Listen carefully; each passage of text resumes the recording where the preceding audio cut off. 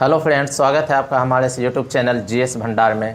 आधुनिक भारत के इस श्रृंखला में हम लोग विभिन्न यूरोपीय कंपनियों के बारे में पढ़ रहे थे, जिसमें हम पिछले वीडियो में पुर्तगालियों का इतिहास के बारे में पढ़ चुके हैं। अगर आप वो वीडियो नहीं देखे हैं तो सबसे पहले जाकर उस वीडियो को देख लीजिए, डिस्क्रिप्शन में उसका लिंक दिया हुआ है। आज हम डचों के इतिहास के बारे में पढ़ने जा रहे हैं। चलिए तो स्टार्ट करते हैं। भारत में डचों का आगमन। हॉलैंड या नीदरलैंड के निवासियों को क्या कहा जाता है? डच कहा जाता है।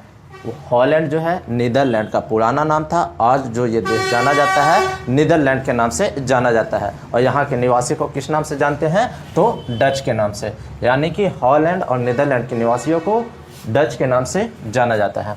इसके बाद चूँकि जितने भी यूरोपीय कंपनियां भारत में आ रही थी वो किस व्यू से आ रही थी? व्यापार करने के उद्देश्य से। जब पुर्तगाली लोग यहाँ से वापस जाते हैं उसके बाद किस कंपनी का आगमन होता है? डचों का। डच में भी सबसे पहले जो पहला डच यात्री था वो 1595 से 96 के बीच में आते हैं, जिनका नाम था कॉर्नेलियस हॉटमैन। ये कॉर्नेलियस हॉटमैन जो है ये अकेले नहीं आते हैं, पूरा एक डच लोगों का ग्रुप होता है जिसका नेतृत्व वे कर रहे होते हैं, कॉर्नेलियस हॉटमैन। इनके नेतृत्व में एक दल आता है और भारत में व्यापार की शुरुआत करता है। ये सबसे पहले भारत में आते हैं और एक कंपनी की स्थापना करते हैं। हालांकि उस कंपनी का पूर्व नाम क्या था? VOC यानी कि वेरी निग्गे ओस्ट इंडिसे कंपनी। क्या कहा जाता था? Vereenigde Oostindische Compagnie. पहला डच यात्री कॉर्नेलियस हॉटमैन भारत में आते हैं, एक कंपनी की स्थापना करते हैं। कब? 1602 ईस्वी में डच ईस्ट इंडिया कंपनी। ये विभिन्न डच कंपनियों को मिलाकर एक कंपनी बनाया जाता है जिसका नाम था डच ईस्ट इंडिया कंपनी। और इसको जो स्थापित करने का नेतृत्व जो किए थे वो कौन थे? जोहान वॉन ने। यानी कि जोहान वॉन के नेतृत्व में 1602 ईस्वी में डच ईस्ट इंडिया कंपनी की स्थापना होती है। इसके बाद आगे चूँकि इस कंपनी में 17 व्यक्ति पार्टनरशिप पे थे, साझेदार थे। कहने का मतलब ये हो गया कि इस कंपनी की देख रेख की जिम्मेवारी इन 17 लोगों के पास थी, इसलिए डच ईस्ट इंडिया कंपनी को जेंटलमैन 17 कंपनी के नाम से भी जाना जाता है। ठीक है, ये आपको जानना है कि इस डच ईस्ट इंडिया कंपनी में 17 व्यक्ति साझेदार थे, इसलिए इस कंपनी को जेंटलमैन 17 कंपनी भी कहा जाता है। इसके आगे ये जो कंपनी थी ये एक संयुक्त पूंजी कंपनी थी। डच ईस्ट इंडिया कंपनी एक पहली ऐसी कंपनी थी जिसने शेयर निकाले थे, जिसने शेयर का प्रचलन करवाया था। तो ये भी इम्पोर्टेंट हो जाता है आपके लिए। तो ये पहली कंपनी थी जिसने क्या किया था? जिसने शेयर निकाले थे। इसके अलावा भारत में डचों का आगमन होता है तो ये सबसे पहले इंडोनेशियाई क्षेत्र में चले जाते हैं जहां वो व्यापार करते हैं मसालों के लिए। उसके बाद ये फिर भारतीय क्षेत्र में आते हैं जहां ये वस्त्रों का भी व्यापार करते हैं। तो एक क्वेश्चन ये भी आता है कि भारतीय कपड़े को निर्यात की वस्तु बनाने का जो श्रेय जाता है वो किन को जाता है? तो वो डच को जाता है, क्योंकि पहली बार कपड़ों को व्यापार के लिए इन्होंने ही इसका प्रयोग किया था। किसने? तो डच ने। तो ये जो स्टार्टिंग का जो कुछ पॉइंट है वो आपको ध्यान में रखना है कि पहला डच यात्री कौन था? पहला डच यात्री कॉर्नेलियस हॉटमैन के नेतृत्व में भारत आते हैं। 1602 में अपनी कंपनी स्थापित करते हैं जिसका नाम था डच ईस्ट इंडिया कंपनी। इस कंपनी को बनाने में सहयोग कौन करते हैं? तो जोहान वॉन। इस कंपनी का पूर्व नाम क्या था? मूल नाम क्या था? तो VOC very निग्गे Oostindische company. इस कंपनी में 17 व्यक्ति साझेदार थे, इसलिए डच ईस्ट इंडिया कंपनी को जेंटलमैन 17 कंपनी भी कहा जाता है। ये एक संयुक्त पूंजी कंपनी थी। यह पहली ऐसी कंपनी थी जिसने शेयर निकाले थे और मसालों के स्थान पर भारतीय कपड़े के निर्यात पर इसने सबसे अधिक महत्व दिया था।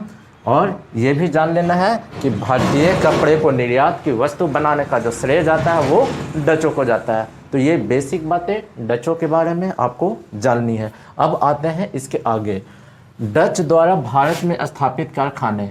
हम लोग बस ये जान लेते हैं कि डच जो पहली फैक्ट्री बनाते हैं वो मसूलीपट्टनम में बनाते हैं, लेकिन उससे पहले भी कुछ घटनाएं इंपॉर्टेंट है जो आपको ध्यान में रखनी है, और उसके बाद की कुछ घटनाएं, जैसे कि डचों द्वारा जो पहली डच फैक्ट्री जो लगाई जाती है वो कब लगती है? तो 1605 ईस्वी में पहली डच फैक्ट्री आंध्र प्रदेश के मसूलीपट्टनम में लगाई जाती है, जो एक डच सेना के नौसेना नायक थे जिनका नाम था बादर हेग।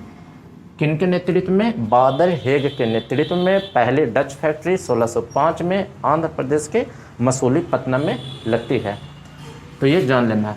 इसके बाद 1605 के बाद 1610 ईस्वी में एक चंद्रगिरी के राजा थे, उनसे ये समझौता करते हैं डच लोग और पुलिकट में अपना एक स्वर्ण सिक्का का पैगोडा ढालते हैं। तो ये क्वेश्चन इंपॉर्टेंट है कि बताइए डचों ने अपना पहला जो स्वर्ण सिक्का का पैगोडा है वो कहाँ ढाला था? तो पुलिकट में ढाला था। कब डाला था? तो 1610 ईस्वी में।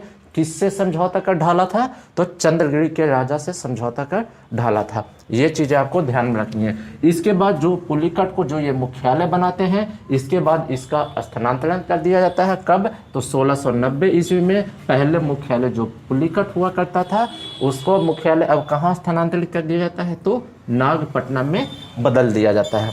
इसके बाद 1627 ईस्वी में बंगाल में पहली डच फैक्ट्री लगाई जाती है। कब? 1627 में बंगाल के पिपली नामक जगह पे। तो क्वेश्चन आपको ये पूछ दे कि बंगाल में पहली डच फैक्ट्री कब लगी थी? तो 1627 में लगी थी। बंगाल में कहाँ पे लगी थी? तो पिपली नामक जगह पे लगी थी। अगर ये आपसे पूछता है कि बताइए पहली डच फैक्ट्री कहाँ लगी थी?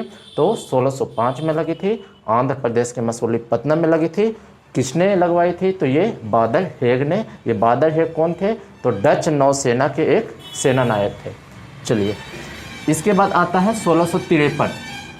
1653 में हुगली के निकट चिनसूरा में कोठी एक स्थापित करते हैं, यानी कि एक फोर्ट बनाते हैं। कहाँ पे? हुगली के निकट चिनसूरा नामक एक जगह पे अपनी एक कोठी स्थापित करते हैं और डचों द्वारा निर्मित चिनसूरा के इस फोर्ट को किस नाम से जाना जाता है? गुस्तावुस फोर्ट। ये आपको इम्पोर्टेंट है, ये आपको ध्यान रखना है कि हुगली के निकट चिनसूरा में जो कोठी स्थापित किया जाता है वो किसने किया था? तो डचों ने। इस फोर्ट को किस नाम से जाना जाता है? तो गुस्तावुस फोर्ट। कब लगता है ये फैक्ट्री? तो 1653 में। इसके बाद 1664 में, चूँकि उस टाइम जब डच लोग थे तो उस टाइम भारत में जो मुगल शासन का दौर चल रहा था। मुगल शासन में कौन शासक थे?